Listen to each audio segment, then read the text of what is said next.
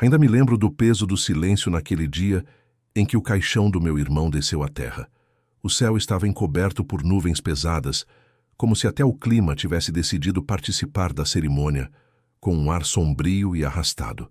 Não havia música, apenas o ranger discreto das cordas que seguravam a urna e o som abafado da terra sendo preparada para cobri-lo. Olhei ao redor e percebi como a vida, em sua ironia, havia se encarregado de reunir pessoas que não se viam há décadas, todas agora colocadas lado a lado por uma ausência definitiva. A cada rosto, eu buscava o conforto de lembranças boas, mas encontrava apenas a frieza de olhares distantes, especialmente daqueles que um dia carreguei no colo, eduquei com disciplina e dei o melhor de mim. Meus filhos estavam ali, não por mim nem pelo tio que mal visitavam, mas pela curiosidade disfarçada, como se a morte de um homem fosse apenas um prelúdio para a leitura de um documento de valor. O meu irmão sempre fora um homem discreto e reservado, mas sua fortuna não era segredo para ninguém. Empresário bem-sucedido, dono de terras, propriedades e investimentos que cresciam mesmo sem ele mover um dedo nos últimos anos, havia construído um patrimônio considerável. Diferente de mim, que dediquei a vida à farda, aos valores de honra e disciplina, ele viveu entre números, contratos e oportunidades, e mesmo assim nunca se afastou de mim. Apesar das diferenças, éramos irmãos, e nos últimos anos fomos mais próximos do que nunca. Ele conhecia meu silêncio, minha solidão, e entendia a ferida aberta que meus filhos haviam deixado ao me abandonar. Muitas vezes me convidava para almoços apenas para garantir que eu tivesse companhia, e quando a saúde começou a falhar, foi comigo que compartilhou seus receios. No cemitério, vi rostos que não escondiam a expectativa. Alguns parentes afastados, vizinhos, conhecidos de negócios, e meus filhos, que não me chamavam de pai havia mais de 17 anos, agora estavam presentes, vestidos de preto, como se a cor da roupa fosse suficiente para disfarçar a ausência que carregaram por quase 2 décadas. Eu os observei em silêncio. Não havia rancor estampado em meu rosto, apenas a certeza de que cada gesto deles era parte de um teatro. Sorri de leve, não por alegria, mas porque o silêncio é a arma mais afiada de quem já aprendeu a suportar feridas sem sangrar diante de ninguém. Após o enterro, fomos todos conduzidos ao escritório do advogado do meu irmão. Era uma sala imponente, cheia de livros grossos nas estantes e uma mesa maciça de madeira escura que refletia a luz amarelada do abajur. O ambiente tinha a gravidade de um tribunal, e cada um parecia se ajustar na cadeira como se aguardasse uma sentença. O advogado, um homem meticuloso, de fala pausada e expressão neutra, abriu a pasta de documentos e começou a leitura. As palavras caíam pesadas no ar, cada vírgula carregada de significado. Foi então que a surpresa começou a se formar. Meu irmão, sem filhos e sem esposa, deixara tudo o que tinha para mim. Casas, fazendas, carros, ações, contas bancárias, tudo em meu nome. Não havia partilha, não havia condição, apenas um gesto direto e definitivo. A totalidade da herança destinada ao único irmão que permaneceu ao seu lado até o fim. A sala ficou em silêncio por alguns segundos, e nesse espaço de tempo eu pude ouvir o som do coração de alguns presentes acelerando. Os olhares mudaram instantaneamente, como se uma lâmpada tivesse se acendido sobre suas cabeças, revelando a verdadeira razão de tanto interesse repentino. Meus filhos estavam imóveis, mas não era de dor. A rigidez de seus corpos denunciava outra coisa. Surpresa misturada com cálculo. Eu conhecia aqueles olhares, pois um militar aprende cedo a ler expressões como mapas.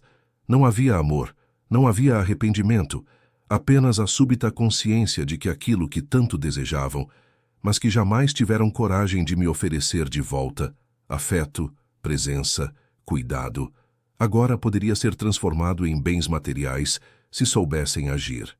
Enquanto o advogado continuava, detalhando propriedades e valores, eu apenas ouvia. Não fiz perguntas, não demonstrei emoção. Sabia que aquela era apenas a primeira cena de um enredo mais longo. No fundo, senti o peso da solidão se deslocar. A herança não era apenas um acúmulo de riquezas, mas um fardo que traria de volta fantasmas que já haviam me abandonado sem olhar para trás. Eu me perguntava o que fariam agora, como tentariam aproximar-se depois de tantos anos de silêncio, como transformariam a palavra pai, que rejeitaram por quase 2 décadas, em uma chave de acesso a tudo aquilo que, por acaso do destino, estava sob minha responsabilidade. Ao sair daquele escritório, não havia em mim nem o brilho da vitória, nem o gosto da conquista. Havia apenas a calma do soldado que sabe que uma batalha começou antes mesmo do inimigo anunciar guerra. Caminhei até meu carro devagar, sentindo a poeira do tempo sobre meus ombros e a sombra do meu irmão me acompanhando em silêncio. A vida havia me colocado naquela posição, e eu sabia que os próximos dias seriam de visitas, telefonemas e palavras doces demais para quem, durante 17 anos, não se preocupou sequer em perguntar se eu estava vivo. Era o início de uma nova guerra, não com armas nem com uniformes, mas com silêncio, estratégia e dignidade, e eu estava pronto para travá-la. Quando deixei o escritório do advogado, a tarde já começava a se estender em tons amarelados, e cada passo que eu dava carregava o peso de algo que ainda não se assentava dentro de mim. A herança era uma realidade. Estava registrada, assinada e selada em cartório, mas parecia mais um fardo do que um presente. Meu irmão, em sua maneira silenciosa e pragmática de viver, havia decidido que tudo o que construiu ficaria comigo. E ainda que houvesse uma espécie de honra nisso, também havia a sombra de uma responsabilidade que eu não havia buscado. Eu me vi, de repente, não apenas como herdeiro de propriedades, carros e contas bancárias, mas como o guardião de uma memória que agora precisava ser mantida viva sem o homem que a havia erguido. Voltei para casa naquela noite com a cabeça pesada, e o silêncio do carro parecia me engolir mais do que nunca. Cada semáforo parecia durar horas, cada farol refletia no vidro como se fosse um lembrete incômodo de que o mundo ao meu redor seguia girando, indiferente ao turbilhão que se armava dentro de mim. Meus filhos, que durante 17 anos me negaram até o mínimo de presença, haviam estado no mesmo ambiente que eu naquela tarde. Estavam ali, frios, calculistas, aguardando o anúncio que talvez transformasse suas vidas.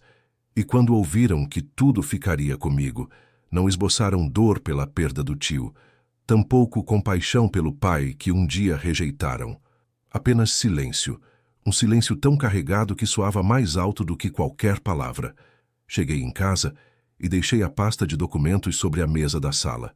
O peso dela não vinha apenas das folhas presas por um clipe metálico, mas de tudo o que elas representavam. Ali estavam números de contas, escrituras, registros de veículos e relatórios de investimentos. Era uma vida inteira condensada em papéis. Uma vida que não era a minha, mas que agora se misturava à minha história de uma forma irreversível. Sentei na poltrona, abri o primeiro envelope e comecei a ler. O nome das fazendas, o tamanho das terras, os endereços dos imóveis espalhados pela cidade, cada detalhe me transportava para lembranças do meu irmão, de suas visitas a cada propriedade, de seu olhar sempre atento para aquilo que cultivava e multiplicava. Ele sabia que eu nunca me preocupei com riqueza. Sempre me bastava a aposentadoria e a simplicidade de uma vida marcada por disciplina. E talvez por isso ele tivesse me escolhido, porque sabia que eu jamais permitiria que aquilo fosse devorado pela ganância. Nos dias que se seguiram, as ligações começaram a chegar. Primeiro de parentes distantes, tentando estabelecer conversas mornas, cheias de lembranças de infância, que nunca foram tão vívidas assim. Depois vieram conhecidos do meu irmão, pessoas que nunca haviam me procurado antes, agora ansiosas em se aproximar. Mas o mais notável foi o silêncio dos meus filhos. Um silêncio que eu sabia que não duraria muito. Eles estavam digerindo a informação, medindo o tempo certo de reaparecer. Eu podia quase ouvir o ranger das engrenagens em suas mentes, calculando como transformar aquele distanciamento de quase 2 décadas em um reencontro repentino, cheio de afeto fingido. Enquanto isso, eu seguia cuidando dos trâmites legais, visitando propriedades, assinando documentos, conversando com contadores e advogados. Cada passo me aproximava mais de um território desconhecido. E, ao mesmo tempo, me lembrava que essa herança, inesperada e pesada, era também um teste. Meu irmão havia confiado em mim, não apenas para administrar bens, mas para carregar um legado de dignidade e firmeza. Ele sabia que os olhos da família, sobretudo daqueles que me viraram as costas, estariam fixos em mim agora. E talvez fosse exatamente isso que ele desejava, que eu tivesse a chance de mostrar em silêncio que não precisava da aprovação de quem nunca me ofereceu sequer respeito. Lembro-me de uma manhã em particular, quando visitei a fazenda principal. O ar estava carregado de cheiro de terra molhada e os cavalos pastavam tranquilos perto do lago. Caminhei pelo terreno como quem pisa em território estrangeiro, ainda me sentindo um intruso na vida que meu irmão deixou. Mas havia também um estranho consolo ali. A vastidão das terras me lembrava que, apesar da ausência dos meus filhos, eu ainda tinha algo sólido, concreto, que não podia ser negado. Não era afeto, não era companhia, mas era uma prova silenciosa de que a vida ainda podia me entregar algo além da solidão. Ao mesmo tempo, eu sabia que aquilo era apenas o prelúdio de algo maior. O telefone tocaria, as visitas viriam, e a súbita transformação de quem me abandonou em filhos amorosos não tardaria. E era justamente essa consciência que me fazia manter o rosto impassível e o coração blindado, porque ainda que a herança tivesse caído sobre mim de forma inesperada, eu já sabia que a verdadeira batalha não seria com contratos ou registros, mas com as máscaras que logo se aproximariam da minha porta. Naquele momento, a herança não era apenas bens, era a prova mais clara de que a vida ainda não havia terminado de me testar. E eu estava pronto para enfrentar o que viria sem pressa, com a mesma calma que um soldado adota antes da marcha. Porque, para mim, cada bem herdado não era um prêmio, mas uma trincheira onde eu teria de esperar o inevitável retorno daqueles que me deixaram para trás. Existem feridas que não sangram na pele, mas que se instalam como ferrugem no coração, corroendo-o lentamente até transformá-lo em uma peça que range ao menor movimento. O silêncio dos meus filhos, durante os 17 anos em que se afastaram de mim, foi exatamente isso. Uma ferrugem constante, uma lembrança diária de que algo que eu construí com tanto esforço tinha sido abandonado como se não valesse nada. Sempre me perguntei em que momento a ponte entre nós começou a ruir. Talvez tenha sido na rigidez de minha disciplina, na dureza que aprendi a carregar do quartel para dentro de casa, acreditando que estava preparando meus filhos para a vida, quando, na verdade, eles só viam em mim um pai severo demais, distante demais, exigente demais. Lembro-me das manhãs em que eu os acordava cedo, antes mesmo do sol, para arrumar os quartos, organizar as roupas, aprender pequenas responsabilidades que eu julgava necessárias. Eles olhavam para mim com olhos pesados de sono e às vezes de ressentimento, mas eu acreditava de corpo e alma que aquilo os faria fortes, capazes de enfrentar um mundo que não tem piedade de ninguém. Talvez eu tivesse razão, talvez não, mas o preço que paguei foi a distância deles, um afastamento que começou com discussões e terminou em uma ausência total. O último contato que tive com meu filho mais velho foi numa noite de inverno. Eu havia lhe negado dinheiro para algo que considerei um capricho irresponsável. Ele me olhou nos olhos, com uma raiva contida, e disse palavras que ainda ecoam em mim. Você nunca foi pai, só foi um comandante dentro de casa. Naquele momento, percebi que nada do que eu havia feito seria visto como cuidado, apenas como dureza. Ele saiu batendo a porta, e eu nunca mais o vi retornar. Já a mais nova, minha filha, simplesmente se afastou aos poucos. Primeiro deixou de me telefonar, depois de aparecer em aniversários, até que um dia o silêncio dela foi tão absoluto que eu já não sabia mais em que cidade vivia, com quem estava, ou se ainda pensava em mim. O abandono não foi uma explosão repentina, mas um fio que se partiu devagar até que não restou nada. E assim se passaram os anos, 17 para ser exato.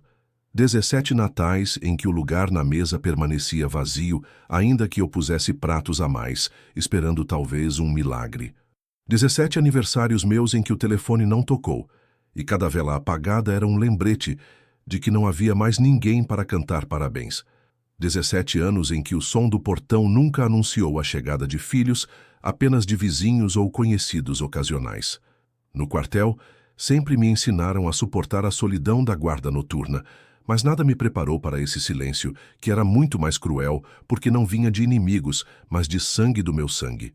Houve dias em que eu me perguntava se eles ainda se lembravam de mim, se em alguma conversa perdida mencionavam meu nome, se sentiam vergonha de admitir que tinham um pai ainda vivo.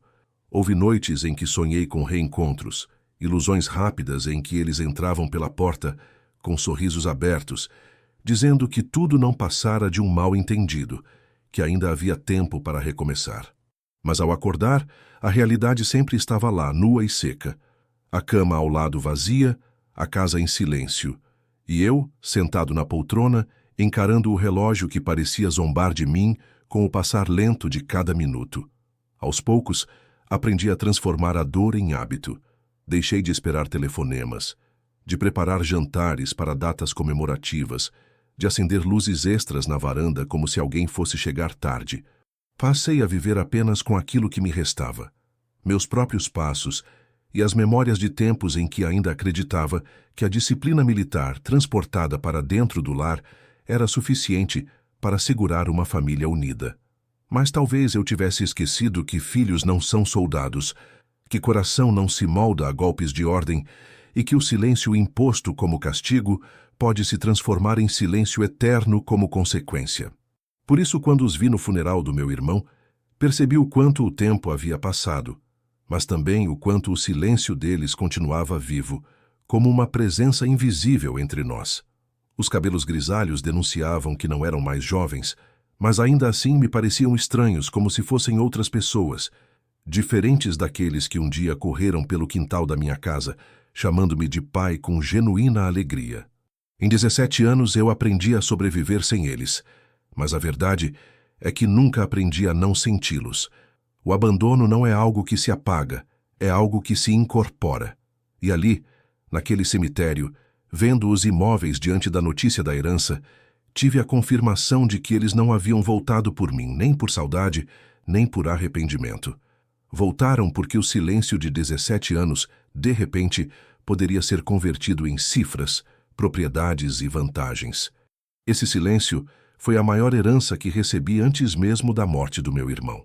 Foi nele que me tornei outro homem, mais frio, mais calculista, mais resignado. E talvez tenha sido esse mesmo silêncio que me preparou para o que viria a seguir. Porque quando as primeiras mensagens começaram a chegar, tentando costurar em dias aquilo que foi destruído em anos, eu já estava pronto. O silêncio deles havia me ensinado a esperar, e eu aprendi a esperar como um soldado que aguarda o inimigo revelar sua posição. Os dias que se seguiram após a leitura do testamento foram marcados por um silêncio diferente do que eu estava acostumado. Não era o silêncio pesado e doloroso que me acompanhara por 17 anos, aquele vazio de ausência que ecoava dentro de casa como um quartel abandonado.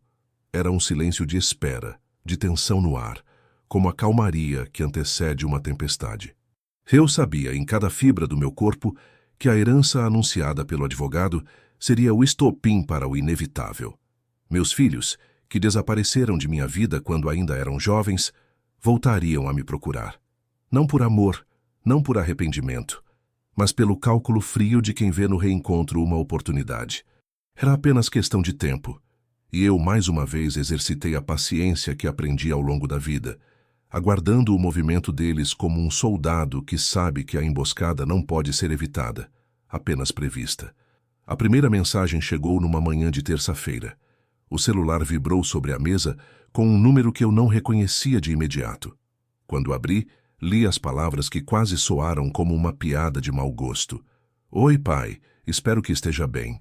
Estava pensando muito no senhor ultimamente. Gostaria de passar aí qualquer dia para conversarmos. Li e reli aquelas frases como se fossem linhas de um código mal escrito. Durante 17 anos, nenhuma ligação, nenhum bilhete, nenhuma visita. E agora, justamente após a revelação da herança, surgia essa súbita preocupação com meu bem-estar. Sorri de canto não com alegria, mas com a ironia amarga de quem vê uma peça de teatro mal ensaiada se desenrolar diante de si. 2 dias depois, outra mensagem, dessa vez da minha filha. Pai, sei que faz muito tempo, mas queria dizer que sinto sua falta. Podemos marcar de nos ver? Acho que temos muito a conversar. As palavras eram doces demais, polidas demais, como aquelas frases prontas que alguém pratica diante do espelho para soar convincente. Mas o que mais me chamou a atenção não foi a mensagem em si, e sim o horário em que foi enviada. Logo após o expediente bancário, quase como se o impulso de escrever tivesse surgido depois de uma reunião de família em que, provavelmente, discutiram sobre a herança que agora estava em minhas mãos. Mantive-me em silêncio. Não respondi de imediato. Não demonstrei pressa. Deixei que esperassem, que criassem expectativas, que alimentassem a ansiedade. Aprendi na vida militar que muitas vezes o silêncio é mais eloquente que qualquer ordem gritada. Ele revela quem realmente está disposto a esperar, quem suporta a ausência de respostas e quem se desespera diante da falta de controle. E como previsto, as mensagens se multiplicaram nos dias seguintes. Ora eram curtas, como um simples "Bom dia, pai". Ora eram longas, cheias de lembranças repentinamente ressuscitadas, como se tentassem costurar com palavras um tecido que rasgaram há quase 2 décadas. O primeiro contato físico não demorou. Numa tarde nublada, ouvi o som do portão e, quando abri a porta, lá estava meu filho mais velho. Ele trazia um sorriso forçado e uma garrafa de vinho barata nas mãos, como se aquilo fosse suficiente para encobrir 17 anos de abandono. Seus olhos evitavam os meus por longos segundos, e quando finalmente me encararam, percebi o desconforto escondido atrás da máscara de afeto. Ele entrou, elogiou a casa, comentou sobre como eu parecia bem, perguntou da minha saúde. Frases soltas, ensaiadas, que não tinham o peso de uma verdadeira preocupação. Eu o ouvi, ofereci café, mantive meu semblante sereno. A disciplina que um dia ele odiara agora se tornava minha maior arma. Não revelar nada, apenas observar. Minha filha apareceu alguns dias depois, com flores nas mãos, e um tom de voz meloso que nunca lhe fora natural. Falava de saudade, de arrependimento, de como a vida às vezes nos afasta sem que percebamos. Tocava minha mão com delicadeza exagerada, e eu sentia como cada gesto era parte de uma encenação. Era como assistir a atores medíocres tentando interpretar um drama profundo, sem conhecer a dor verdadeira. Eu, sentado na poltrona, apenas acenava com a cabeça. Respondia com frases curtas, sem me comprometer. Por dentro, minha mente registrava cada detalhe, cada olhar trocado entre eles, cada pausa estratégica entre as palavras. Naquela primeira fase de contatos, percebi claramente que meus filhos não haviam voltado para resgatar uma relação perdida, mas para negociar com um homem que, para eles, agora representava a chave de um cofre. E foi justamente nesse instante que decidi. Se eles queriam jogar esse jogo, eu jogaria melhor. Não com gritos, não com confrontos, mas com a frieza calculada que anos de vida militar me ensinaram a cultivar. O primeiro contato não foi um reencontro, foi apenas a abertura de uma partida que eu já sabia como conduzir. E ao contrário deles, eu tinha algo que não se compra nem se aprende com pressa: paciência. Eles acreditavam estar no controle, imaginavam que a súbita aproximação seria suficiente para amolecer um coração que eles mesmos endureceram com o abandono. Mas eu não era mais aquele homem que esperava telefonemas em aniversários ou que acendia luzes na varanda na esperança de uma visita. Eu havia me tornado pedra e agora observava, impassível, o retorno daqueles que um dia viraram as costas. O primeiro contato apenas confirmou aquilo que eu já sabia. A batalha não seria pelo afeto, mas pela herança. E eu já estava pronto para vencê-la sem disparar uma única palavra além das necessárias. As visitas começaram a se tornar frequentes, e logo percebi que o reencontro não havia sido um impulso isolado, mas sim parte de uma encenação cuidadosamente planejada. O que no início foram mensagens tímidas e encontros rápidos, com desculpas disfarçadas e palavras doces demais para soarem naturais, transformou-se em uma rotina ensaiada. Meus filhos começaram a aparecer como se de repente o passado tivesse sido varrido para debaixo do tapete, como se 17 anos de ausência pudessem ser compensados com um punhado de gestos banais. Eles chegavam com presentes baratos, traziam frutas, caixas de bombons, flores compradas na pressa de um supermercado qualquer. Tentavam preencher o silêncio de quase 2 décadas com conversas mornas sobre o clima, sobre notícias banais, sobre lembranças selecionadas de uma infância que escolheram esquecer quando mais lhes convinha. Eu os recebia em silêncio, com a mesma postura que sempre carreguei nos tempos de farda. Firme e atento, deixando-os acreditar que estavam conquistando terreno, quando, na verdade, eu apenas observava cada movimento como quem estuda um inimigo infiltrado. Era curioso como tentavam desempenhar papéis que nunca haviam ocupado antes. Meu filho mais velho, por exemplo, chegava com um entusiasmo artificial, sempre lembrando de assuntos de negócios, fazendo perguntas sobre investimentos, fingindo interesse em aprender com minha experiência. Eu via em seus olhos não a curiosidade do aprendiz, mas a ansiedade do herdeiro impaciente, tentando sondar quanto tempo restaria até poder colocar as mãos no que julgava ser dele por direito. Minha filha, por outro lado, assumia um tom quase maternal, trazendo comidas prontas e falando da minha saúde, como se fosse a filha presente que nunca esteve ao meu lado, nas madrugadas solitárias, nos aniversários em silêncio ou nas doenças que suportei sozinho. Sua voz carregava uma doçura ensaiada, o tipo de melodia falsa que desafina nos detalhes, e eu, sem interrompê-la, deixava que cada palavra escorresse até cair no vazio. Os jantares improvisados foram a fase seguinte.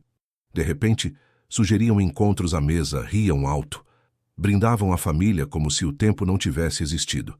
Eu, sentado na cabeceira, via diante de mim um teatro pobremente montado.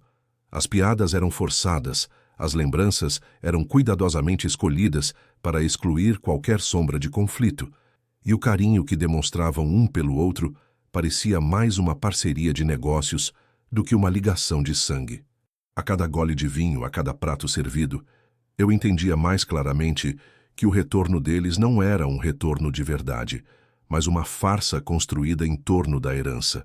Era como se tentassem me convencer de que ainda havia laços, quando tudo o que restava eram nós frouxos, frágeis, que não sustentavam peso algum. Lembro-me de uma tarde em particular, quando insistiram em me levar para passear pela fazenda principal. Caminharam ao meu lado como se fossem filhos dedicados, fazendo perguntas sobre as terras, elogiando a organização do local, comentando sobre como era bonito o lago refletindo o sol de fim de tarde. Mas cada palavra, cada olhar, era como um alfinete cutucando minha paciência. Não falavam da beleza por admiração, mas pela expectativa de posse. Seus olhos não viam árvores, viam cifras, não viam o lago, viam a valorização da terra. Não viam as cercas, viam a extensão que logo imaginavam tomar como sua. E eu, calado, apenas caminhava ao lado deles, segurando as chaves no bolso e lembrando a mim mesmo que nada daquilo havia sido conquistado por eles. Com o tempo, o fingimento começou a se tornar quase insuportável. O excesso de zelo, os abraços forçados, as palavras de arrependimento repetidas como mantras, tudo era tão artificial que, se não fosse pela minha experiência de vida, eu poderia ter caído na armadilha de acreditar. Mas eu conhecia o olhar da mentira, e nos olhos deles não havia o brilho da reconciliação, apenas a chama inquieta da ambição. Era uma dança cuidadosamente ensaiada, onde cada passo era calculado, cada gesto era um investimento. Eles não estavam ali para reconstruir uma família, mas para assegurar um futuro de confortos às custas de um pai que só agora lhe servia. Na minha mente, comecei a desenhar paralelos com os dias de serviço. Lembrei das vezes em que precisei manter posições cercado por falsos aliados, daqueles que sorriam na mesa de negociações, mas guardavam a traição na manga do casaco. O retorno dos meus filhos era exatamente isso. Um movimento estratégico de infiltração, uma tentativa de tomar o que não lhes pertencia, disfarçada sob uma cortina de afeto falso. E assim como no quartel, eu sabia que a melhor resposta não era a explosão imediata, mas a paciência fria de quem espera o momento certo para agir. Eu os deixava falar, sorrir, encher minha casa de vozes que não me pertenciam mais. Deixava que pensassem estar conseguindo, que acreditassem em sua própria encenação. Porque eu sabia que quanto mais alto eles erguessem essa farsa, mais dolorosa seria a queda, quando descobrissem que nada do que buscavam lhes seria dado. O retorno fingido deles não me trouxe de volta os filhos que perdi, apenas confirmou a verdade que já carregava comigo, que a ausência deles havia sido definitiva, e que o que voltava agora não eram filhos, mas sombras movidas pela ganância. E assim, suportando cada gesto falso e cada palavra ensaiada, preparei meu espírito. Sabia que o próximo passo seria inevitável. O pedido viria, disfarçado em conversa, escondido em frases aparentemente inocentes, mas ainda assim claro como o brilho da lâmina de uma faca. Eles não suportariam fingir por muito tempo sem revelar a verdadeira intenção. E quando isso acontecesse, eu já estaria pronto. Demorou menos do que eu imaginava para que a máscara começasse a escorregar. O teatro de abraços e sorrisos, de lembranças reconstituídas com verniz de saudade e de palavras melosas repetidas como se fossem verdadeiras, não poderia se sustentar por muito tempo. Meus filhos, acostumados ao imediatismo do mundo moderno, não sabiam lidar com a paciência. Era natural que, cedo ou tarde, o verdadeiro motivo daquele retorno repentino se revelasse. E assim aconteceu, não de forma abrupta, mas deslizando lentamente pelas entrelinhas de conversas aparentemente inocentes, até que as palavras escondidas surgiram com toda a clareza. Foi durante um jantar de sábado, na minha própria casa. Eles haviam chegado cedo trazendo sacolas com ingredientes, como se quisessem cozinhar para mim, num gesto de carinho que parecia mais uma encenação ensaiada do que um costume familiar. A cozinha, onde durante anos o silêncio reinara absoluto, de repente se encheu de risos forçados, de discussões sobre receitas, de um clima artificialmente leve. Eu os observava de longe, sentado à mesa com uma xícara de café, e via como trocavam olhares entre si, coordenando cada gesto, cada fala, como atores que não podem perder o ritmo da cena. Quando a comida finalmente foi servida, sentaram-se ao meu redor com um entusiasmo estranho, e a conversa, que até então girava em torno de banalidades, começou a tomar outro rumo. Primeiro, foram perguntas soltas, lançadas como quem não quer nada. Meu filho perguntou como estavam as fazendas, se eu tinha ido visitar os campos recentemente, se o gado ainda era abundante. Minha filha comentou sobre como a casa da cidade parecia bem cuidada e como era curioso eu administrar tantas propriedades sozinho. Os dois se entreolharam, rindo como se fosse uma conversa despretensiosa, mas eu percebi o peso escondido naquelas palavras. Estavam sondando, medindo o terreno, tentando entender quanto eu sabia e quanto ainda poderiam explorar. Respondi com calma em frases curtas, sem revelar mais do que o óbvio. Eles, incomodados com minha frieza, tentaram outra abordagem. Então vieram as insinuações.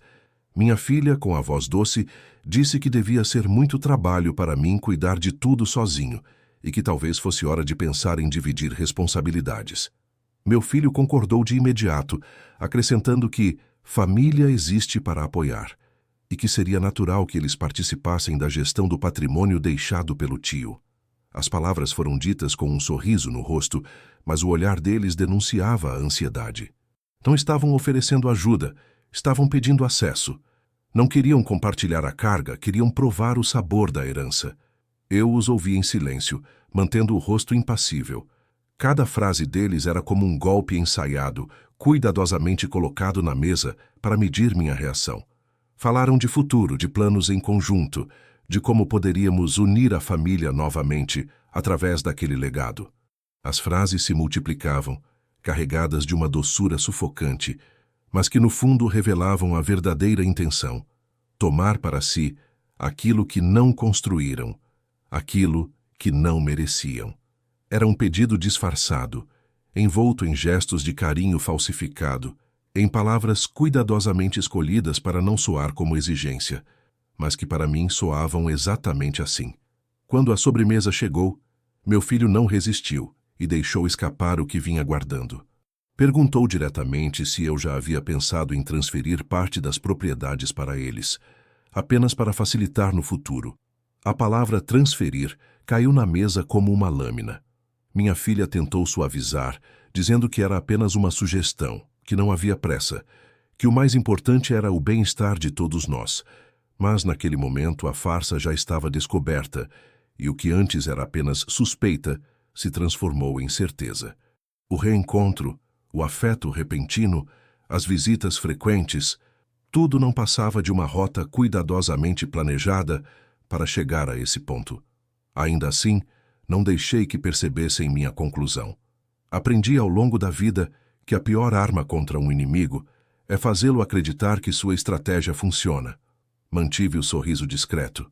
Respondi que pensaria no assunto, que de fato seria interessante conversar mais sobre o futuro, que entendia a preocupação deles.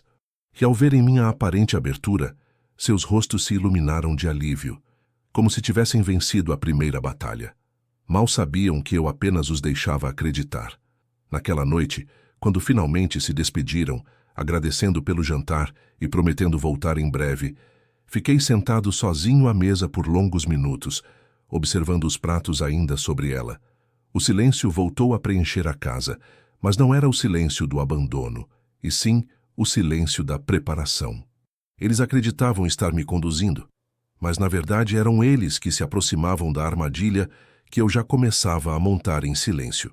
O pedido disfarçado deles não me trouxe raiva, mas clareza. Se até então havia alguma dúvida sobre o motivo do retorno, ela se desfez ali diante de uma sobremesa e de uma palavra pronunciada com descuido. Eles não voltaram para mim. Voltaram para o que achavam que poderiam arrancar de mim. E foi justamente nesse momento que comecei a planejar minha resposta. Não seria explosiva, não seria vingativa em termos baixos. Seria silenciosa, fria e definitiva, como tudo o que aprendi ao longo da vida. Eles pensavam estar próximos de conquistar o que desejavam, mas mal sabiam que cada sorriso meu naquela noite já era parte da estratégia para mostrar-lhes no tempo certo que nem todo pai permanece indefeso diante da ambição dos próprios filhos. Depois daquela noite, quando as palavras finalmente escaparam de suas bocas e a máscara caiu, revelando a fome que sempre esteve oculta atrás dos sorrisos, eu sabia que a batalha estava realmente declarada. Não havia mais espaço para dúvidas, tampouco para ilusões de reconciliação. Meus filhos não haviam voltado para me reencontrar, mas sim para se aproximar do patrimônio que agora repousava em minhas mãos. E diante disso, não me restava outra escolha senão adotar a postura que sempre me guiou. Observar em silêncio, agir com paciência e responder no momento certo, não com violência, mas com frieza calculada. A estratégia não seria forjada com armas, mas com documentos, gestos sutis e uma serenidade que eles confundiriam com fragilidade. Passei os dias seguintes ouvindo-os, aceitando seus convites, permitindo que se aproximassem cada vez mais. Eles pensavam que estavam abrindo espaço entre nós, que pouco a pouco reconstruíam uma ponte que desmoronara 17 anos atrás, mas, na realidade, caminhavam por um corredor estreito que eu mesmo conduzia, sem que percebessem. Cada visita era um ensaio para medir até onde iriam com a encenação. Eu os deixava falar sobre planos grandiosos, sobre como seria bom para a família, administrar juntos os bens, sobre como eu já havia feito minha parte e poderia agora descansar, deixando que eles assumissem o controle. Eu ouvia, acenava, sorria de leve, e em meu íntimo registrava cada palavra como provas de uma ganância que não precisava ser revelada de imediato. Enquanto isso, eu me movia nas sombras. O advogado do meu irmão tornou-se meu aliado silencioso, e cada vez que o procurava, era como se estivesse montando uma operação secreta. No cartório, providenciei registros, transferências discretas, cláusulas que assegurariam que nada seria tomado de mim sem meu consentimento expresso. Diversifiquei as propriedades, criei barreiras legais, estabeleci vínculos com instituições e pessoas de confiança. Cada passo era dado com precisão, como nos tempos em que traçava estratégias militares em mapas sobre mesas frias. Eu sabia que, mais cedo ou mais tarde, meus filhos exigiriam provas de confiança, e quando isso acontecesse, tudo já estaria blindado, inacessível a eles. Mas a estratégia não era apenas burocrática, havia também um componente humano, psicológico. Eu precisava que acreditassem que estavam no controle, que suas falas e gestos estavam funcionando. Permiti que minha filha organizasse jantares em minha casa, Que meu filho me acompanhasse em visitas às propriedades, que ambos me cercassem com demonstrações de afeto ensaiado. Eles acreditavam que o tempo e a persistência abririam brechas em mim, mas não sabiam que o único espaço que realmente conquistavam era aquele que eu permitia, para que a farsa se estendesse o suficiente até que a revelação final fosse inevitável.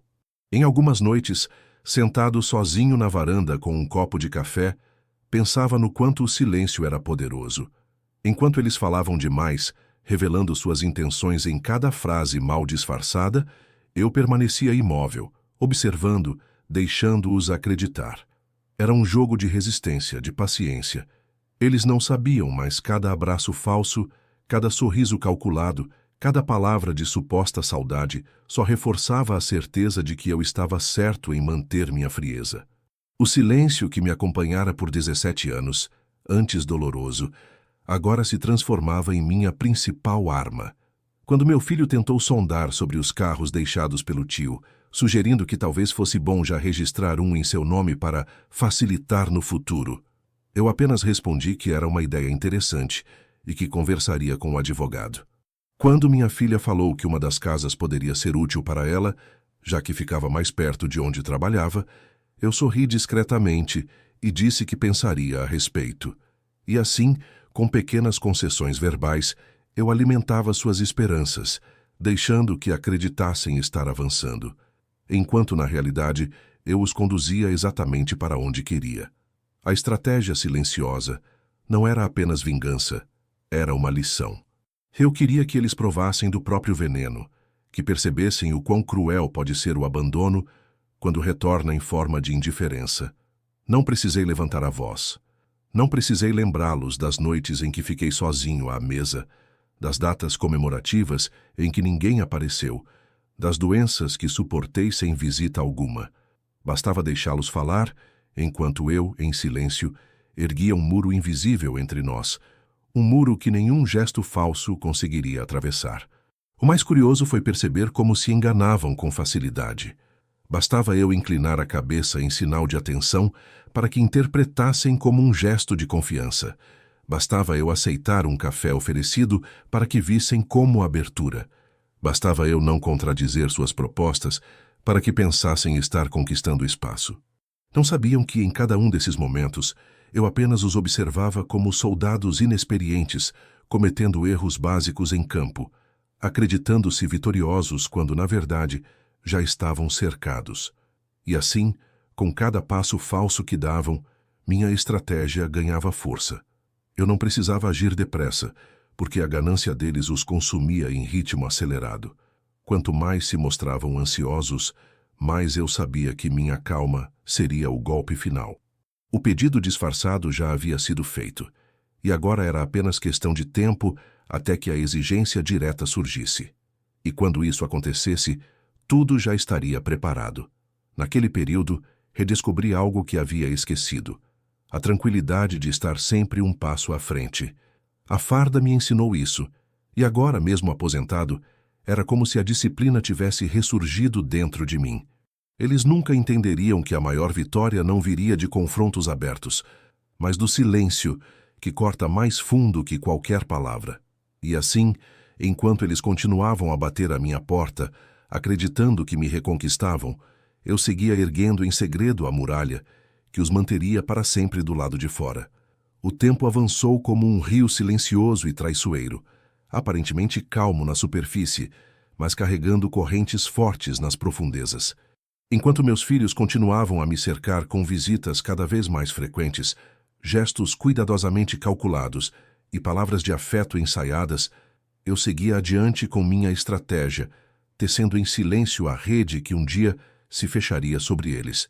A cada sorriso que me ofereciam, a cada lembrança de infância que fingiam resgatar, a cada demonstração de falsa preocupação com minha saúde, eu respondia com a serenidade de quem sabe exatamente onde está pisando. Eles acreditavam que o terreno estava sendo conquistado, que sua encenação começava a surtir efeito, mas o que não percebiam era que cada passo dado em minha direção os aproximava ainda mais do momento em que eu revelaria a verdade. Foi numa manhã de quarta-feira que decidi concluir a parte mais crucial de meu plano. Acordei cedo, como sempre fiz durante toda a vida, ainda carregando a disciplina da farda que nunca me abandonou, e vesti meu melhor terno. Não era a farda que me acompanhara em tantas batalhas, mas, de certo modo, era também uma armadura, uma forma de demonstrar, a quem quer que fosse, que eu estava ali, não como um homem fragilizado pela idade ou pela solidão, mas como alguém pronto para tomar decisões definitivas. Peguei a pasta de documentos, organizei as últimas anotações que havia feito durante noites inteiras de reflexão e segui até o cartório, onde já me aguardava o advogado que herdara os papéis do meu irmão. A sala cheirava a papel antigo e tinta fresca, um ambiente onde decisões mudavam destinos, sem que uma única voz precisasse ser elevada. O advogado me recebeu com a discrição de quem já sabia que ali não havia espaço para hesitações. Eu me sentei diante dele e entreguei a pasta. Dentro dela não havia apenas testamentos e escrituras, mas também instruções precisas, cláusulas redigidas com o cuidado de um estrategista que sabe que qualquer detalhe pode se transformar em brecha para o inimigo. Cada propriedade, cada veículo, cada centavo herdado de meu irmão seria destinado de forma clara e irrevogável. Parte iria para instituições que cuidavam de veteranos esquecidos, homens que, como eu, deram a vida ao serviço e acabaram largados pela própria família. Outra parte iria para projetos sociais que meu irmão sempre admirou, mas que nunca tivera tempo de apoiar plenamente. E o que restava seria entregue a um afilhado distante, quase um estranho aos olhos de todos, mas que em meu coração representava mais família do que meus próprios filhos, porque, ao contrário deles, ele nunca me pediu nada, apenas esteve presente quando precisei. Assinar aquele documento foi como dar baixa em um longo período de espera. A caneta deslizou pelo papel sem tremer, e cada assinatura que deixei era mais do que um ato jurídico.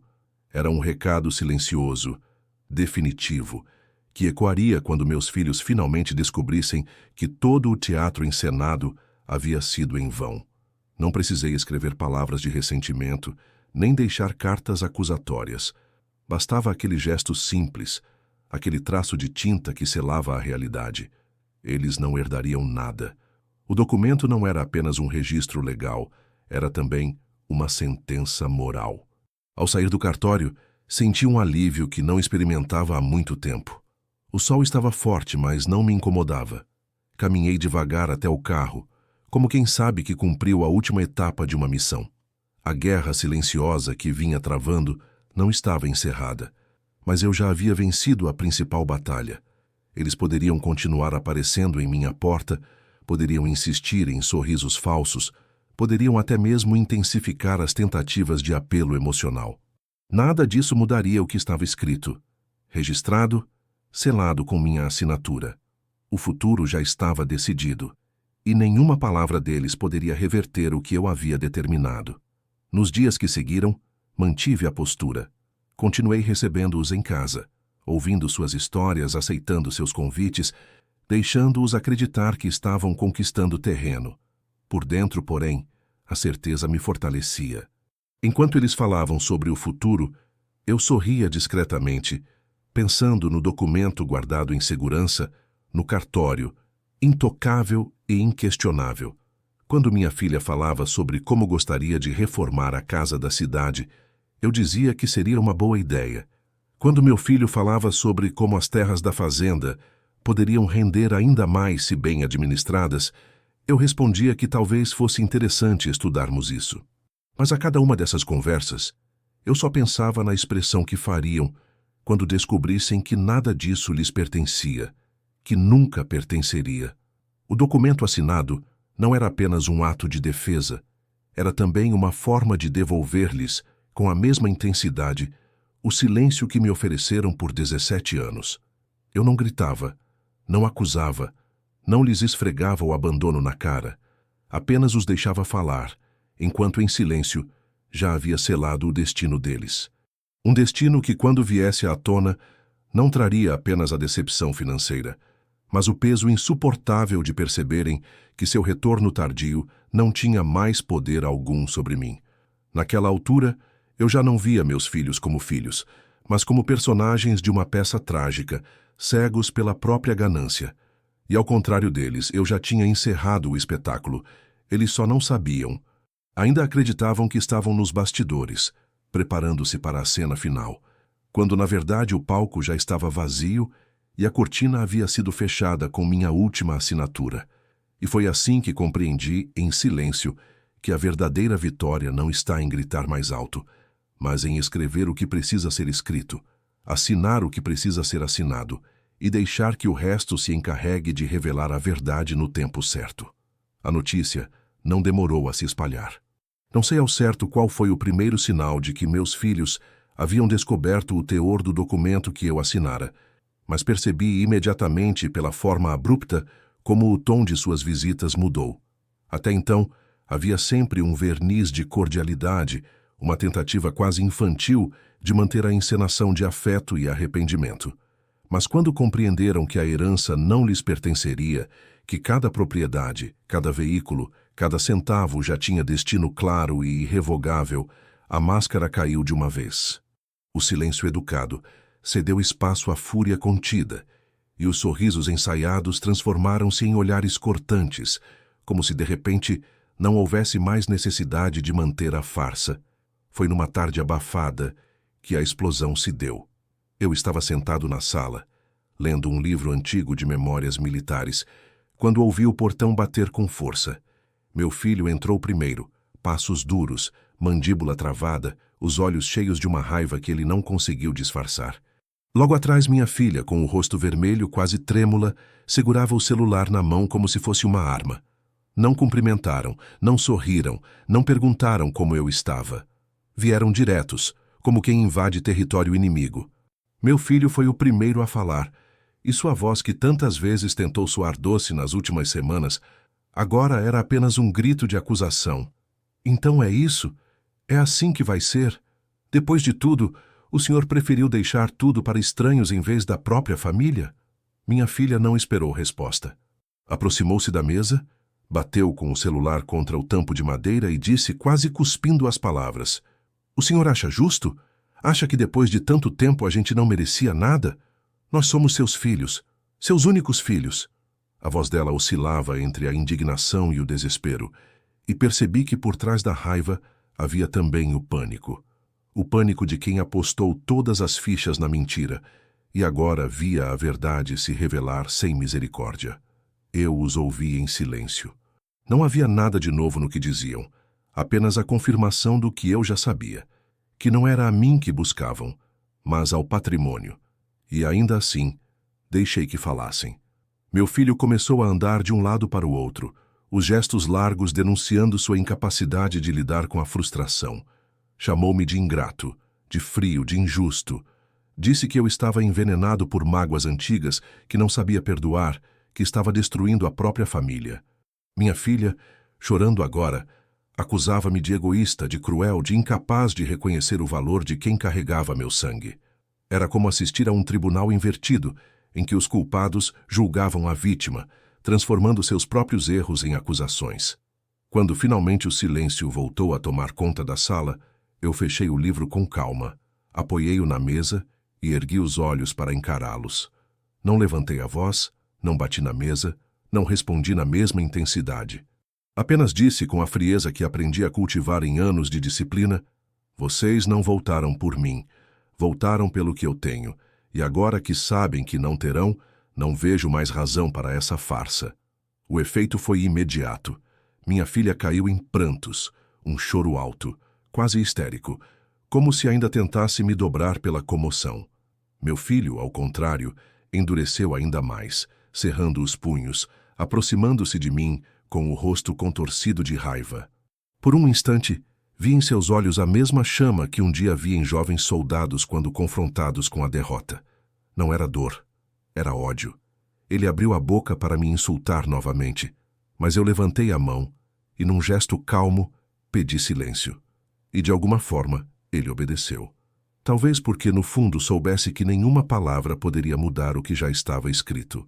Expliquei então com voz serena que cada decisão havia sido tomada em plena consciência, que tudo estava registrado legalmente e que nada do que dissessem poderia alterar a realidade. Disse que o patrimônio seria destinado a quem de fato compreendia o valor do silêncio, da presença e da lealdade, coisas que eles abandonaram quando decidiram virar as costas para mim há 17 anos. Não havia rancor na minha fala, apenas constatação. E isso percebi, os feriu mais do que qualquer grito poderia ferir. Eles insistiram, tentaram apelar para o sangue, para a tradição, para a obrigação de um pai. Minha filha, entre soluços, perguntou se eu não os amava mais. Meu filho, agora mais contido, tentou argumentar que todos cometemos erros, que ainda havia tempo de recomeçar. Mas eu sabia que aquelas palavras não vinham do coração, e sim da necessidade. O desespero os obrigava a trocar de máscara, mas já era tarde demais. O teatro havia acabado. Quando perceberam que nada do que dissessem surtiria efeito, a explosão se deu de outra forma. Saíram da casa de maneira abrupta, batendo portas, gritando palavras que preferi não guardar. O portão fechou-se atrás deles com violência, e o silêncio voltou a reinar. Mas dessa vez não era um silêncio de abandono. Era um silêncio de vitória, o eco de uma decisão que não poderia ser revertida. Fiquei sozinho na sala por longos minutos, ouvindo apenas o som distante da rua e o bater compassado do meu próprio coração. Pensei no quanto havia sofrido com o silêncio deles durante quase 2 décadas, e em como agora esse mesmo silêncio se tornava minha resposta mais poderosa.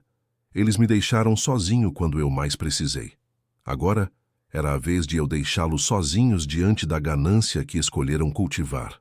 E compreendi naquele instante que a explosão deles não era apenas pela herança perdida, mas pelo peso insuportável de perceberem que seu retorno não tinha mais poder sobre mim. Depois da explosão, da fúria incontida e das acusações lançadas como pedras contra mim, restou apenas a poeira de um silêncio inevitável.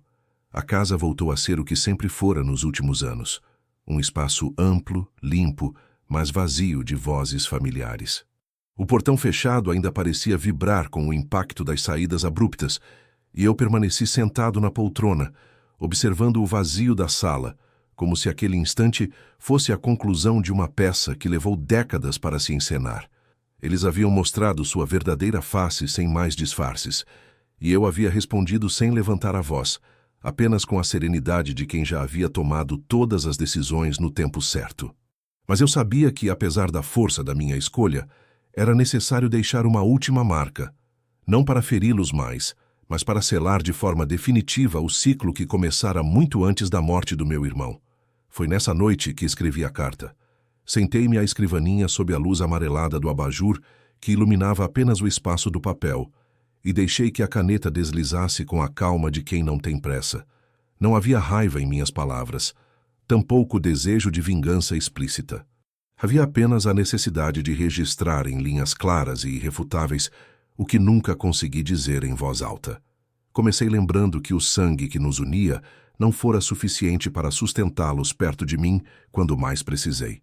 Escrevi sobre os anos em que esperei telefonemas que nunca vieram, sobre as datas em que sentei sozinho à mesa, sobre as noites em que a solidão foi minha única companhia.